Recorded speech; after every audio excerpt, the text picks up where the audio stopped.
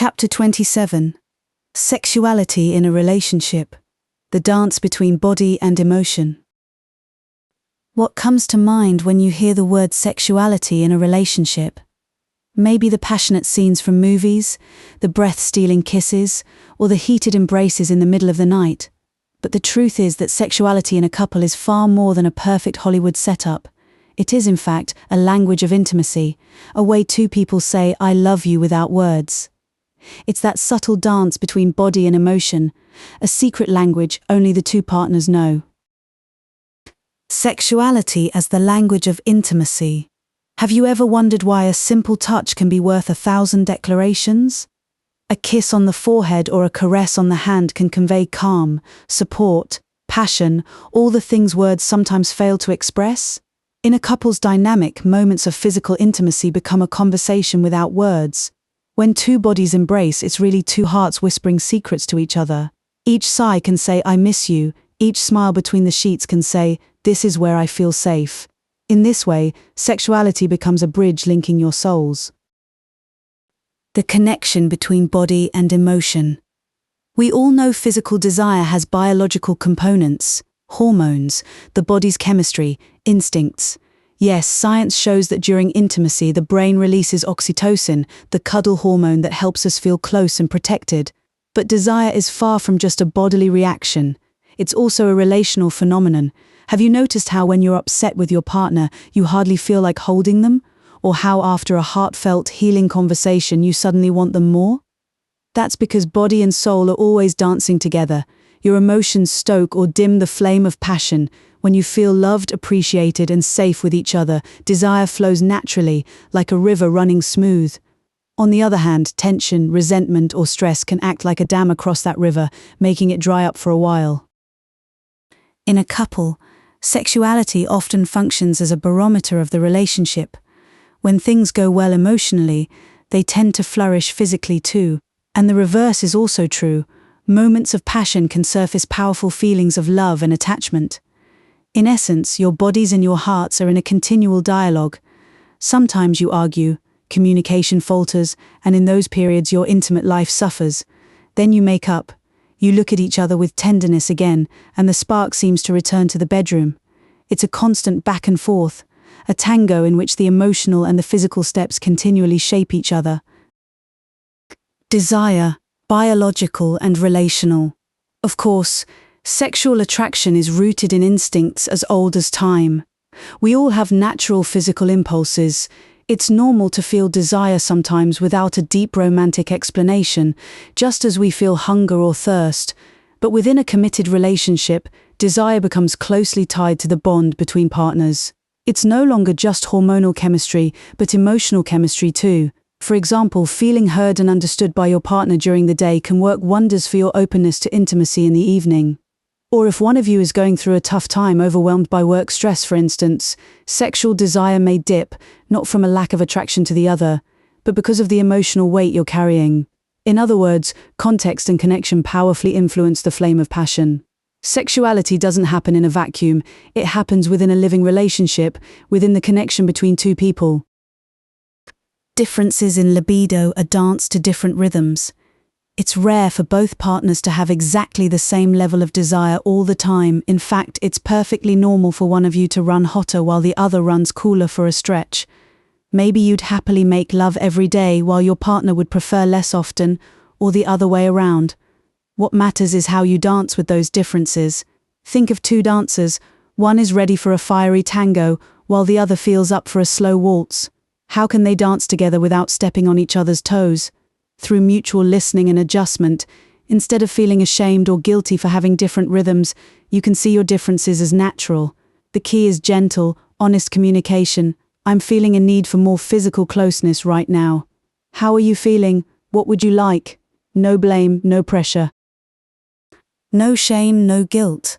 Unfortunately, many of us grew up with the notion, implicit or explicit, that sex is a taboo topic, tied to shame, or that if one partner wants more and the other less, someone has a problem. In reality, differences in libido are as normal as differences in food preferences. No one should feel guilty for having a higher or lower sexual appetite. It's not a defect. There's nothing wrong with you or your partner. What matters is meeting in the middle with understanding. Maybe that means agreeing on intimate times when you're both relaxed, or finding other ways to show affection when full sexual intercourse isn't what both of you want, such as caresses, kisses, long hugs where you simply hold each other. There's no score for frequency and no one-size-fits-all recipe. Every couple creates its own harmonious rhythm, as long as both people feel loved and respected. What's important is not to judge each other for these moments. Don't interpret a difference in desire as a personal rejection or a lack of love. Most of the time, that's not what it's about. Maybe your partner is tired, stressed, or simply on a different internal rhythm. If we react with anger or shame, we only build a thicker wall between us. With patience and empathy, you can turn a temporary mismatch into a chance to know each other better. What do you need to feel better today? Can I help you relax? Simple questions like these can open the way to harmony, even if it doesn't end with a passionate night of sex. Paradoxically, when the pressure disappears and you feel accepted, desire comes back on its own. Vulnerability and trust, the foundation of intimacy. Sharing your sexuality with the person you love is one of the most vulnerable acts there is. Think about it physically. You undress, literally in front of someone. You expose your body with all its little imperfections only you may notice. But it's not just your body that becomes bare, your soul does too. In those intimate moments, we take off the armor we wear in the outside world. We allow our sensitivities to be seen. Perhaps you worry you're not good enough in bed, or you fear being rejected if you ask for something you want. Maybe you have insecurities about your body and are afraid of being judged. All these fears can be soothed only in a space of total trust. When you know deep in your heart that your partner loves and accepts you exactly as you are, you can relax and be yourself in all your vulnerability without a mask. Then and only then, physical connection becomes truly free and fulfilling, because you're no longer playing a role or trying to seem like someone else. You are simply you, loved and safe. This kind of trust is built over time, through the small gestures of everyday life. When he gently kisses the scar on your abdomen, you're self-conscious about. When she laughs and reassures you, it doesn't matter if you don't have magazine cover muscles, as long as you hold her close. Simple moments like these show you can reveal yourselves to each other without fear of being hurt. And when emotional safety is there, your bodies feel it. You can surrender into each other's arms knowing you'll be caught, not left to fall. That's the foundation on which a healthy, happy sex life as a couple is built.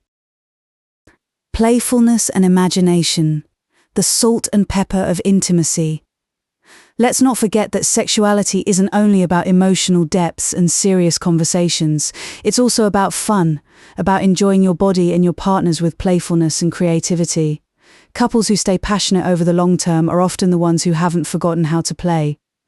That might mean trying something new together, not necessarily anything out of the ordinary, but small variations that chase away monotony, a special piece of lingerie, soft lighting with your favorite music in the background, a slow massage with scented oil, or perhaps some role play for an evening where you pretend you're meeting again for the first time at a bar and flirt like two strangers. Why not? The only limit is your imagination. What matters is that, through play, you bring laughter and spontaneity into the bedroom. Laughter relaxes you, dispels awkwardness, and draws you even closer. If an awkward moment happens, like tripping over a shoe tossed on the floor on your way to the bed, you turn it into a shared burst of laughter, not a catastrophe. Making love should be a joy, not a test of performance, and play and fantasy keep the spark and curiosity about each other alive. Emotional safety and freedom. A beautiful paradox of sexual intimacy is that, although it involves vulnerability, when emotional safety is present, it makes you feel freer and more powerful than anywhere else. In the arms of someone dear, knowing you're loved and accepted, you can explore at ease without fear of ridicule, without fear of getting it wrong.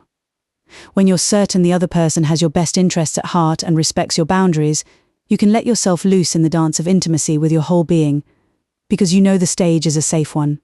Just like a dancer who trusts their partner not to drop them in a lift, you can launch into the pirouettes of passion knowing you'll be caught with care. Emotional safety is the foundation. Freedom and pleasure are the result. Jennifer drew back the bedroom's heavy curtains, letting the warm light of late afternoon spill into the room. Michael sat on the edge of the bed, his light blue shirt unbuttoned at the collar, lost in thought. He was slowly rubbing his palms together, a nervous gesture Jennifer knew all too well. "Is something on your mind?" she asked gently, sitting down beside him. Michael started slightly, as if roused from a trance. He glanced at her and tried a smile. "I was thinking about us," he replied quietly. "About the fact that it's been a while since we spent an evening just the two of us." Jennifer tilted her head, looking at him with warm brown eyes. She knew Michael was right. The past few months had been chaotic. Late hours at work, worries, evenings when they fell asleep the moment they crawled into bed, exhausted. Their intimacy had ended up on hold without them even realizing it. "You're right," she whispered. "I've missed us." She slipped her hand into his. Michael wrapped his fingers around hers and let out a long sigh, as if releasing a cloud of pent-up tension. "I know we've both been a bit absent," Jennifer went on. "But that doesn't mean I don't want you, or that you're not important to me anymore. It's just that sometimes I simply don't have the energy even to think, let alone—" She trailed off, embarrassed. She lowered her gaze to the carpet, where a patch of sunlight wavered gently. Michael looked at her tenderly and let go of her hand only to slip his arms around her shoulders and pull her into an embrace. "Shh, I know," he said, resting his chin on the crown of her head. "I haven't exactly shown how much I want you either. It's been a tough stretch, but that doesn't mean I haven't thought of you every day." Jennifer smiled faintly, her face tucked against his chest. "Really? Every day?" she asked in a playful tone, as if trying to dispel the moment's tension. "Every day," Michael affirmed, laughing softly. "Twice a day even, if you want to know. Especially when I'd rush past this bed in the morning and see you sleeping, all tousled. You looked adorable." Jennifer looked up at him, feigning indignation. "Adorable when I'm sleeping and all tousled. Oh, how romantic you are."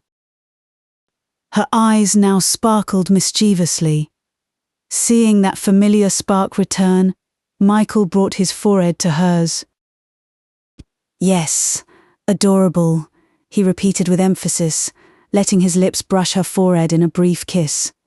"And, to be honest, sometimes having to leave for work was so frustrating, I'd have preferred to crawl back under the covers beside you." I would have liked that too," Jennifer murmured, sinking even deeper into his embrace. "In fact, let's do something about that right now." She pulled back just enough to meet his eyes, then flashed a wide smile and stood, holding out her hand to him. "Michael, may I have this dance?" she asked playfully, with a small theatrical bow. He blinked in surprise, then burst out laughing. "Milady, it would be an honor," he replied in the same tone, playing along. He took her hand and got to his feet, giving an awkward bow of his own. Jennifer tapped the screen of the phone on the nightstand, and the music began to play softly, a slow song, one of their favorites from back when they were just getting to know each other. Michael recognized the song and smiled broadly. "You didn't forget," he whispered, pulling her close and resting a hand at her waist. "How could I forget? You kissed me for the first time to this song, sir." A smile tugged at the corner of Michael's mouth as he remembered the moment perfectly. He drew her closer, and their bodies began to sway gently, barely moving across the soft carpet. Their steps had no set choreography. Sometimes they even stepped on each other's feet and laughed under their breath, murmuring childlike apologies. But skill didn't matter at all. What mattered was that they could feel each other again. In the dim half-light of the room, their eyes met. Michael brushed the back of his hand along her cheek and whispered, "You're so beautiful." Jennifer blushed. Even after so many years together, his compliment still caught her by surprise. "Even like this, not done up?" she asked, barely above a whisper. "Even when you're in your teddy bear pajamas, and when you're not done up, yes," he said with a soft laugh. "You're beautiful because you're you, and you know, I adore all of you, not just the parts that are done up." Jennifer felt a warm lump rise in her throat and a dampness gather at the corners of her eyes. She rested her head on his shoulder and he kissed her hair gently. Their slow dance came to a natural stop. Michael lifted her lightly off the floor, wrapped his arms around her waist and carried her toward the bed, where they sat down together, their hearts beating in unison. They looked at each other for a long moment, as if trying to make up with their gaze for all the time they'd lately spent passing one another by without truly seeing. "You know, I had a moment a few days ago," Michael began in a low voice, his fingers tracing the line of her jaw, "when I thought maybe you weren't attracted to me anymore, that maybe, I don't know, you'd gotten bored with me." Jennifer stared at him, stunned. "How could you think that?" she asked. Michael gave a small, embarrassed shrug. "Well, you were going to bed so early in the evenings you barely even touched me anymore. I know you were tired, but my mind ran wild. I kept wondering if I was doing something wrong, if you wanted something else and weren't telling me." "Oh, Mike," Jennifer sighed, using the pet name she rarely used reserved for intimate moments. "I'm sorry. I had no idea I was making you feel that way. The truth is, I felt guilty. I thought you'd be upset with me that I kept turning you down or falling asleep. I started to think maybe you'd get tired of it and—" A lump rose in her throat, and the words died away. Michael cupped her face in his hands, worry in his eyes. "And leave?" He finished her thought, reading the fear she couldn't voice. "Not a chance, sweetheart. I'm not going anywhere. I love you. It's just that sometimes I don't know how to approach you when you seem so distant. I'm afraid of pressuring you." "I was afraid I was creating too much distance too," Jennifer admitted with a sad smile. "Look what our minds do sometimes, we play tricks on ourselves." Michael brushed away a tear that had escaped down her cheek with his thumb. "Let's promise each other something. Next time we feel ourselves growing distant like this, let's talk, okay? Instead of letting our minds run wild on our own." "I promise," Jennifer said, breaking into a full, relieved smile. Michael lightly brushed his fingers over her lips, then leaned in and kissed her, slowly, tenderly, a kiss that seemed to say, "I'm here, I see you, I want you, and I love you." Jennifer returned the kiss, shy at first, then more and more deeply. She felt her heart begin to beat faster, and all her uncertain thoughts melted away. She felt desired and at peace at the same time. Slowly, unhurriedly, the two of them lay down on the bed, amid the sheets that still held their familiar scent. Jennifer laughed softly when Michael nearly toppled a stack of books off the nightstand as he tried to take off his shirt. She helped him with the stubborn buttons, and he caressed her hips, sliding his fingers beneath her thin t-shirt. "Hey, look, the teddy bear," he said with amusement, pointing to the print on her pajamas. Jennifer burst into laughter, a clear, liberating laugh. Then she gave him a quick kiss on the tip of his nose.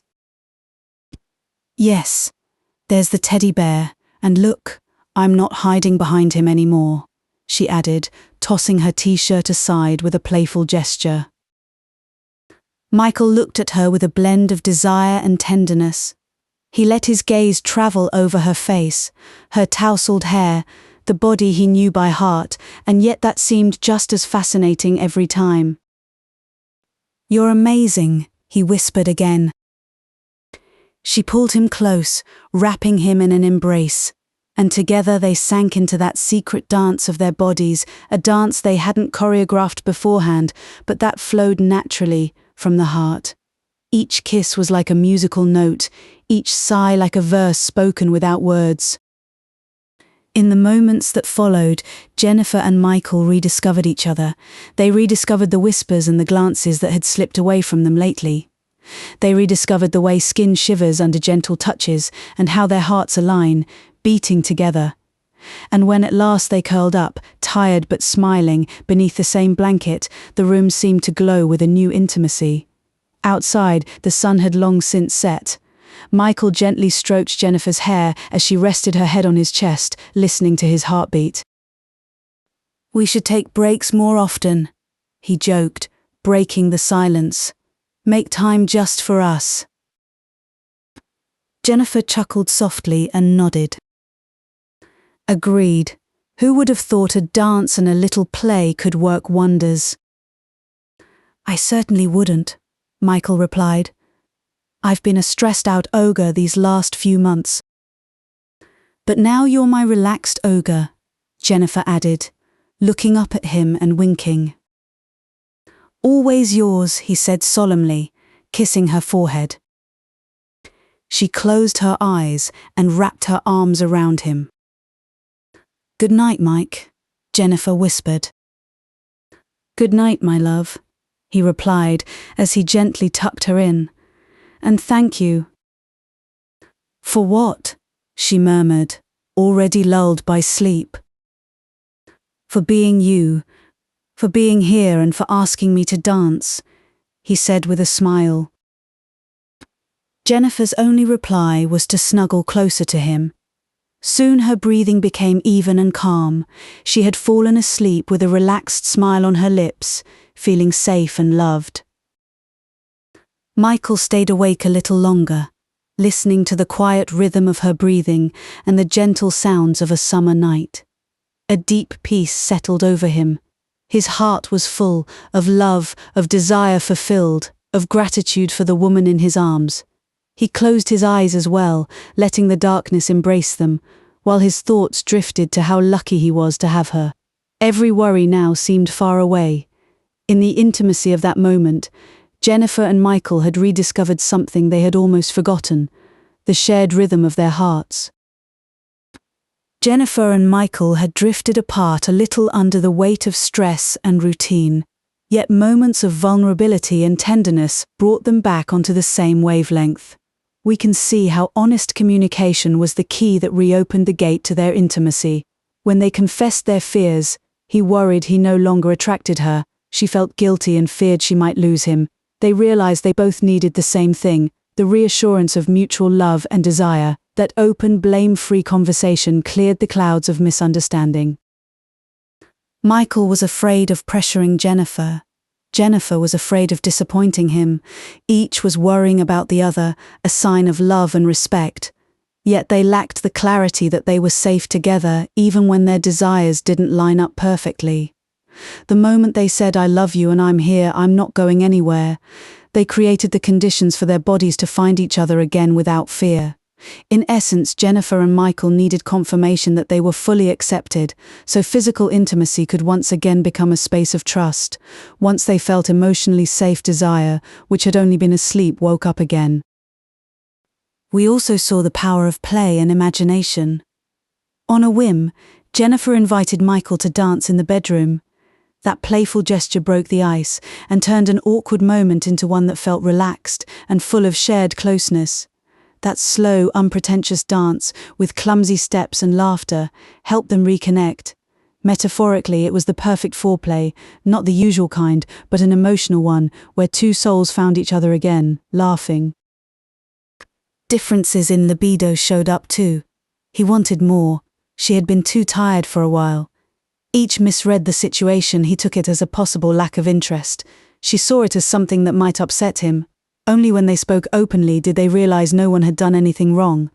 Their rhythms simply hadn't matched for a time, but that didn't mean love or attraction had disappeared. On the contrary, both were there, just hidden beneath the layer of everyday exhaustion. By sharing these feelings vulnerably, Michael and Jennifer transformed a situation that could have spiraled into frustration into a moment of closeness. They didn't blame each other, they looked for a solution together and found it in communication and tenderness. Thus, the story shows us sexuality for what it truly is, an emotional dance. There were slow steps at first, the hesitations, the tentative talk, then the rhythm picked up with the music and the playfulness, their hearts fell into sync, and in the end they reached the quiet harmony afterward, embraced, content, closer than before. Their bodies spoke the same language, but to get there, their emotions had to align first. No grand speeches, no dramatic fireworks, just honesty, touch, and being present for one another. It's not about performance, numbers, or comparisons. It's about connection, about saying you matter to me with every tender gesture, about letting your soul be seen, knowing it's safe. Whether you're in a new relationship or decades in, remember that you and your partner always have access to this dance of intimacy, a dance of bodies, yes, but even more a dance of emotions. There will be moments when your steps don't match perfectly, and that's okay. When you feel out of sync, take a brief pause, tell your partner what's unsettling you, and listen to what's on their heart. A look full of empathy, a squeeze of the hand, and you'll find a new rhythm together. When vulnerability weaves with acceptance and playfulness with respect, sexuality becomes the secret language of your love. In this language, sometimes a sigh says, "Thank you for being," and a laugh shared under the covers says, "I'm happy with you." At the end of each dance, it doesn't matter how many steps you missed, but that you held each other and lived the moment together. So take your partner by the hand and look each other in the eye. Give yourselves permission to be vulnerable, playful, authentic. In your own unique rhythm, dance your love. And if you ever lose your timing, remember you can always pause, speak honestly about what you feel, and begin again. True love knows how to dance in the rain and in the sun, as long as two hearts choose to stay close.